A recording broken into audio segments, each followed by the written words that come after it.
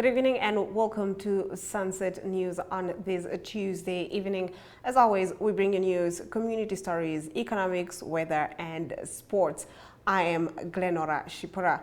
Today is World Cancer Day Awareness Day, and later on in the show we'll be talking to Rolf Hansen, the CEO of the cancer organization. Getting into the news today, the Ministry of Health and Social Services has announced the temporary closure of Mondesa Clinic in Swakopmund following a fire that broke out in the early hours of this morning. The statement explained that the cause of the fire remains unknown and police investigations are currently underway. Fortunately, no injuries or casualties have been reported. During this period, the public is advised to seek medical services at Tamariskia Clinic. Antenatal care, family planning and immunization services can be accessed at the DRC Clinic, while patients in need of wound care services are directed to Swakopmund District Hospital. The ministry, in collaboration with the Ministry of Works and Transport, is working tirelessly to restore services at Mondesa Clinic as soon as possible. The public is urged to cooperate fully as surrounding health facilities are expected to experience increased congestion. The commencement of the Fish Road corruption trial set for today before Justice Moses Shinhengo in the High Court has been postponed to Thursday, the 6th of February, due to unavailability of the judge. Zacchaeus Shangala, James Hautukilipi, Pius Mwatwelulo, Bernard Esau, Ricardo Gustavo, Thompson Hautukulipi, Mike Ngipunya, Otniel Shudiofonia, Philippus Mwapopi, and Nigel Van Veek face a total of 42 charges, including racketeering, contravening the Anti-Corruption Act, conspiracy, corruptly using an office for gratification, fraud, theft, money laundering, and defeating or obstructing the court of justice. That concludes our top stories. On the other side of the break, we get into our community talk, where we talk to the Cancer Association CEO, Rolf Hansen. NTV Awards 2025. These are your nominees. Show of the Year. Viewer's Choice Presenter of the Year. Lifestyle Show of the Year. Public Affairs Show of the Year. Sport Show of the Year.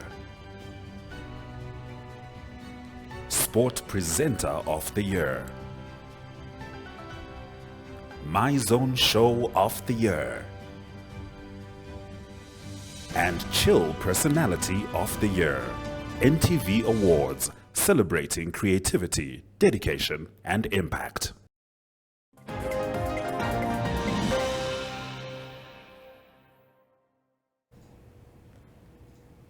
Getting into our community talk, cancer is on the increase around the globe, and today Namibia commemorates World Cancer Day along with the rest of the world. Rolf Hansen, the Chief Executive of the Cancer Association, joined us in studio and had a chat with me, highlighting the most common cancers in Namibia and Africa, as well as treatment and preventative measures. Let's take a look.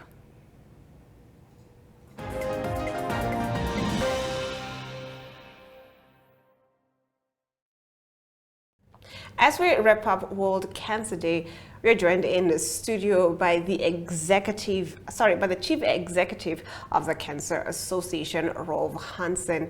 Good evening. How are you? Good evening. What an eventful day it's been. It's been quite busy, and I understand that the Cancer Association has been on the grounds, boots on the ground, with all activation events, and a lot is happening. But before we get into that, let's look at the statistics of cancer, which is on the rise. Why do you think that is?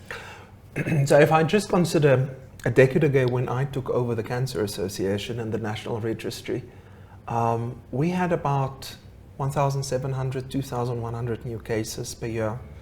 We're running at about 4,100, 4,200 new diagnoses annually right now. This is quite a lot. Obviously, when you look at South Africa, you have in the region of 80 to 100,000, but that population is massive. We're a small population. So what we do is we try and calculate all of this to a state age standardized rate. Sorry, my tongue tied there.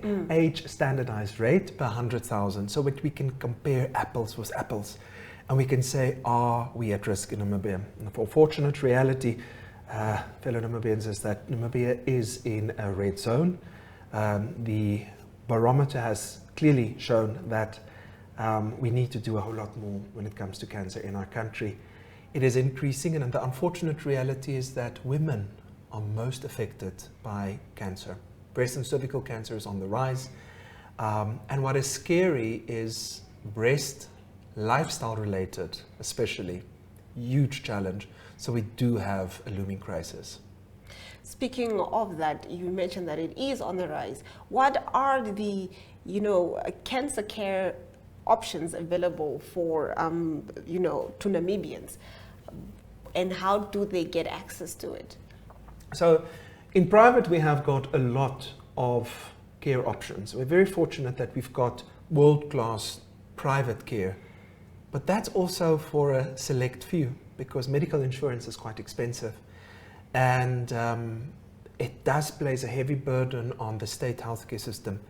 We are very fortunate in Namibia that the Ministry of Health and Social Services has a very robust cancer care program, the Dr. A.B. May Cancer Care Center, that was founded by our Founders Cancer Association, Dr. A.B. May, and established with Dr. Anel Zitzman. They look after hordes of state cancer patients. The number is unfortunately increasing to such an overwhelming amount that the venue has literally become too small at Windhoek Central Hospital, that the Oshakati Oncology Unit is overwhelmed already.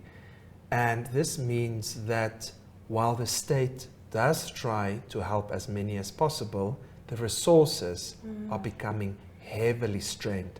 So everyone has got access. That's a big, big blessing compared to most other African countries, especially in Central and North Africa. But there are challenges, and we have to talk about them. It's like that, the white elephant in the room. We all just see it, but we want to talk around it and avoid it. I think today highlighted. That brings me into my next question.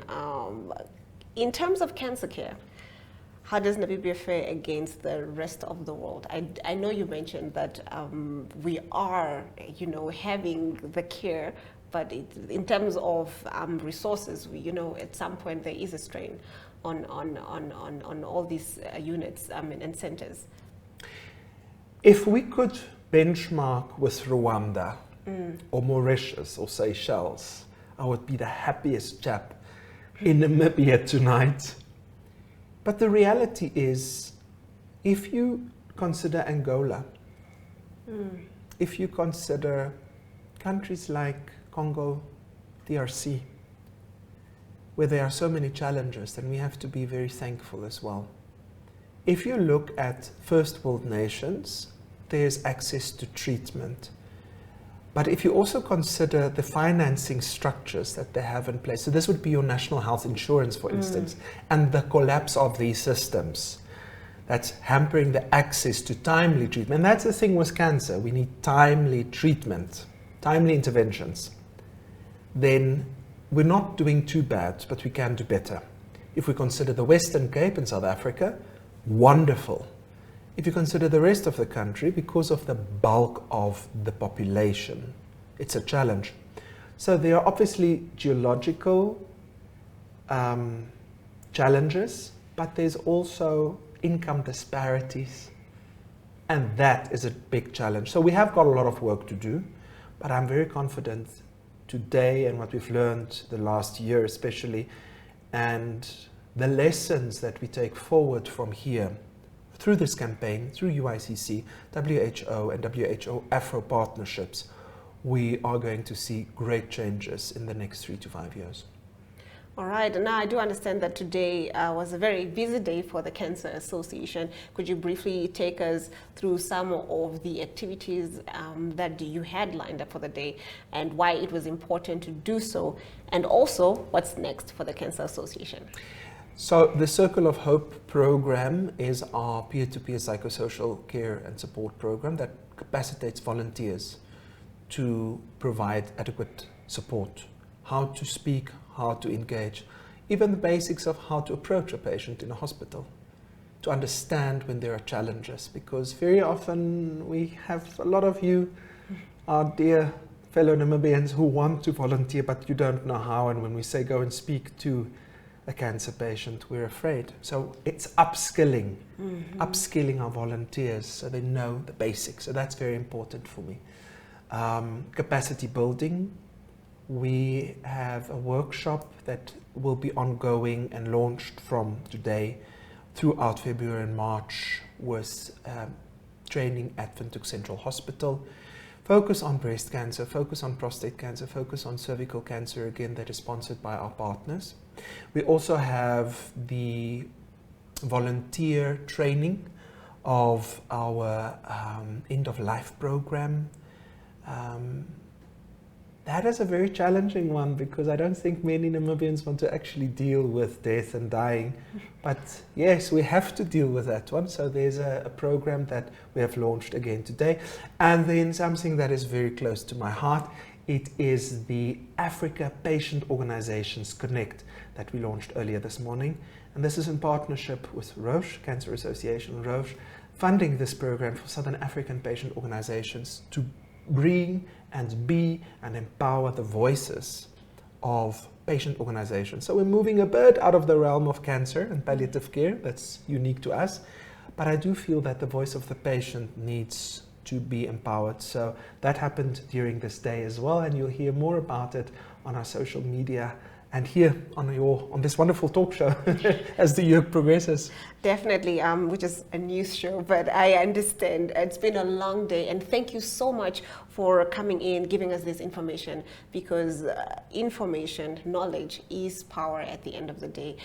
Be it whether it's a person who's a cancer person, a family member looking for assistance, or just people who want to volunteer. I myself am looking to start volunteering, but it is obviously very scary, but I'm so happy that there is, processes in place before one actually starts, volunteering. So I like that. Thank you so much. Capacitate, take it slow, step by step.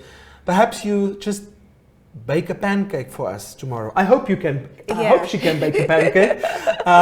But perhaps it starts with baking a pancake or shaking a can. Tomorrow you say, Rolf, upskill me, empower me to just speak to the family members. Exactly. And eventually you come to the patient. It is a scary journey, but we all have unique skills to help others. Thank you so much. We'll be right back with more Sunset News.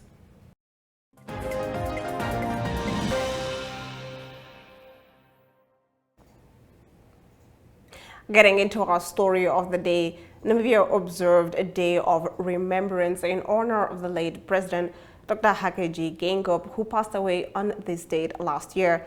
The government hosted a commemoration ceremony at the Heroes Acre, followed by an event at State House. Amos Shiyuka, the chairperson of the Dr. Hage Geingob Cup Organizing Committee, handed over proceeds from the Dr. Hage Geingob 10th edition at the late President Hage Geingob's remembrance. The check, with a value of 150,000 Namibian dollars, was handed to former First Lady Monica Geingob and President Nangolo Mbumba, and it will go towards the establishment of the Dr. Hage Geingob Presidential Center. This footage is courtesy of the Namibia presidency. It is the center. We've started to talk and think about commissioning a book, an official book, in the form he desired, as one of the many commitments that we need to fulfill in telling his story, the way he wanted it to be told. And I'd also like to say to many of you who are very special and have stories, please come and tell us those stories. Please come and be part of the center. It's not us, it's not our center. It's a collective center that needs everybody's assistance. So the funds, the change that Amos calls it, the 150,000 Namibian dollars, It will be going to cover the initial costs and prepare the infrastructure required to establish the Presidential Center. It's currently registered as a non-profit, and while there is still some process planning to be done, we do intend to mobilize private funding for the development of the center. More details will follow as we operationalize the vision and mission which we have already clarified and set.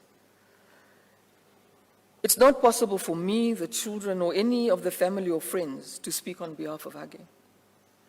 His voice has been permanently silenced. But his ideas and legacy will never keep quiet, and they will endure. And there are many initiatives that seek to utilize the name of Dr. Hage Geingob. And this doesn't surprise me as we all feel connected to him. The only guidance I offer is to direct such requests to his Presidential Center, as Hage wanted it established to ensure legacy alignment. We meet regularly as trustees, and all requests and initiatives will be filtered by the board. We need more hands, and if any of you are moved to contribute or help in any way, please get in touch with Professor Kachavivi as the chairperson, or myself as his deputy. The center is where Hage wanted his legacy to be managed, a legacy of inclusivity, non-tribalism, and a vision of a Namibia where every citizen has a place. These are the values the center will uphold. Hage's passing reminded us as a nation of what we hold dear. More importantly than race, ethnicity, or gender, was the unity that bound us as one. This is Hage's core legacy, which is why the center will also include an array of Namibian leaders from all walks of life in its archives. It will not just be about Hage. Hage believed that you could never build your preferred leader by breaking down another leader. You do not make your leader stronger by behaving like that. You make them weaker. We share that belief, and as a center, our task will be to build leadership lessons from all our leaders and never, ever do or say anything at the expense of other leaders. Hage loved repeating. I'm trying to remember whether this was Nyerere or Machel, but he loved repeating that sentence that said, "For a nation to be born, the tribe must die." And when he talked about the Namibian house where bricks represented our differences, but the plaster united us in our diversity, it was that idea of collective leadership. It's that idea of collective leadership that he supported, and that is why we understand that for Southwest Africa to become Namibia, we had to be, and we remain, Neomas people. For Namibia to prosper, we had to be, and we remain, Pohamba's people. For Namibia to endure, we had to be, and we remain, Geingob's people. Now we are Mbumba's people. From the 21st of March, Mene Tumba will be your people. So this thing of Hage's people is problematic because we are all Hage's people in this country. We are all Neomas people. We are all Pohamba's people. We are all Mbumba's people. And we will be Mene Tumba's people. There's only one people. For a country to succeed, its head of state must succeed. Once a leader is elected, they become our leader. Whether we voted for them or not, we become their people. Let us understand our leaders past and present as symbols to unite us and not opportunities to divide and fight factional battles. We were once flying from Grootfontein. There was a TV crew. I think it was a multi-choice TV crew. They were doing a little documentary of Hage before he became president. And he was asked about this issue. And he said, "No, I'm the president for all people." And he immediately used the analogy of, look, we are on the plane. The plane is Namibia. The passengers are Namibians. I am the pilot that they chose. While I'm flying, it is not in the interest of the passengers. They can swear at me, they can do whatever they want to do. But it's not in the interest to come close my eyes like this, to hit me from the side, to box me, to try beat me up while I'm flying the plane. Wait until I land the plane. That is elections. Then you box me. And if you don't want me anymore, you throw me out and you bring in another pilot. and you put in a new pilot and the plane takes off for the next 5 years. And I looked at him in amazement because he could distill the most complex leadership principles in a way that we could all understand them.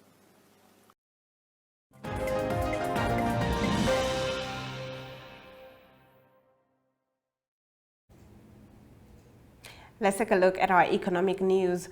Namibia Revenue Agency this week opened its first pop-up center to take services closer to the people. Its executive spokesperson Stephen Ndorokade said the pop center is located at Soweto Market in the John Pandeni constituency and will be operational for 6 months, he said. Ohanet Lache gave in this video. Let's take a look.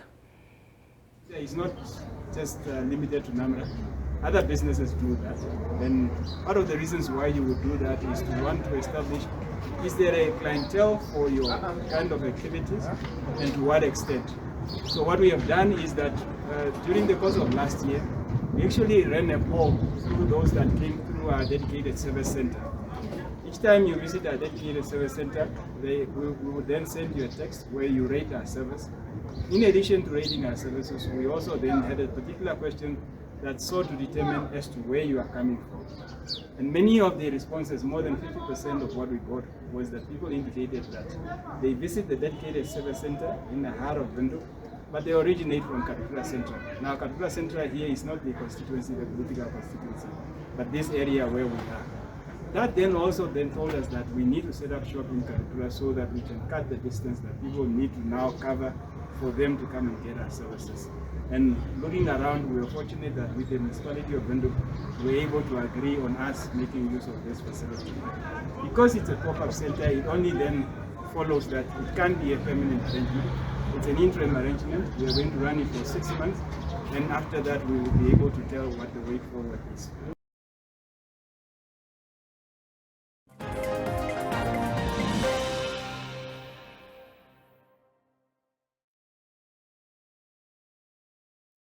Let's take a look at our financial indicators.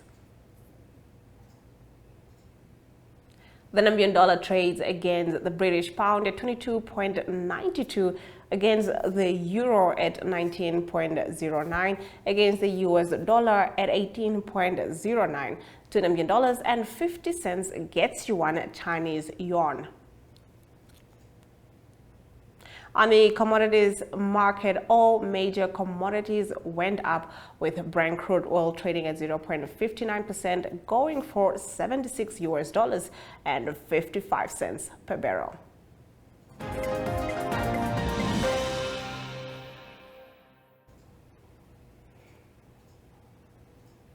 The capital city did experience some showers today. Let's take a look at what the weather predictions look like for tomorrow.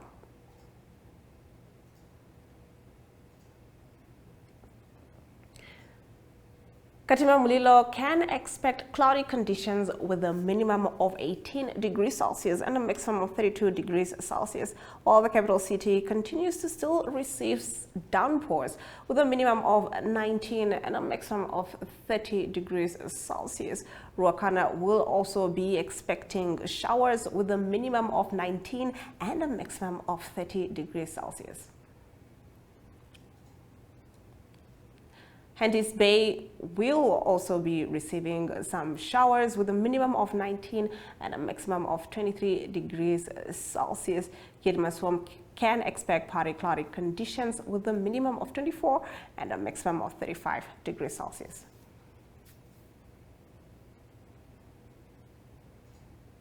We now take a look at the world of sports, courtesy of the Sports Wrap.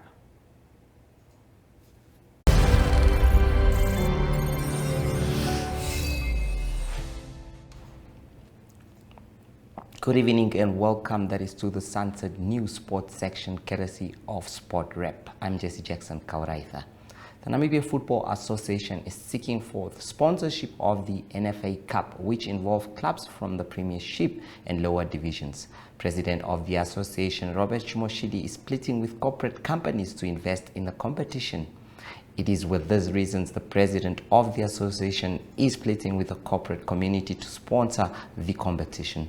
The tournament was last sponsored by PST Bet, with a sports betting company announcing a $6 million Namibian sponsorship towards the competition.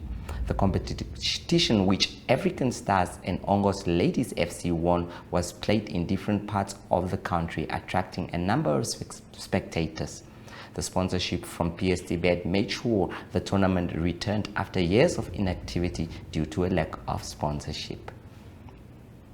The MTC Nesta Sunshine Tobias Boxing and Fitness Academy has vowed to keep pushing harder as far as producing more boxing champions is concerned.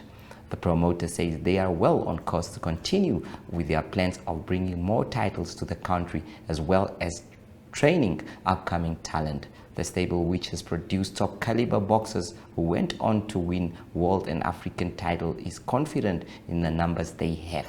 Harry Simon, Paulus Hitman Moses, Paulus The Rock Ambunda, and Julius Blue Machine Indongo are the only Namibian fighters to have won recognized world title belts in various divisions.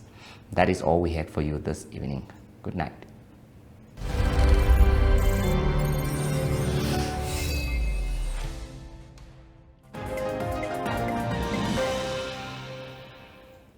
And with that, we've come to the end of the broadcast. Do make sure you join Sunset News on Facebook, on all the NMH platforms on weekdays, as well as on our website, oneup2.com. Sunset News screens on DSTV channel 285 and GoTV channel 25 every Monday to Thursday from 7:30 p.m. I am Glenn Orashipura, and this has been Sunset News. Don't end your day without us.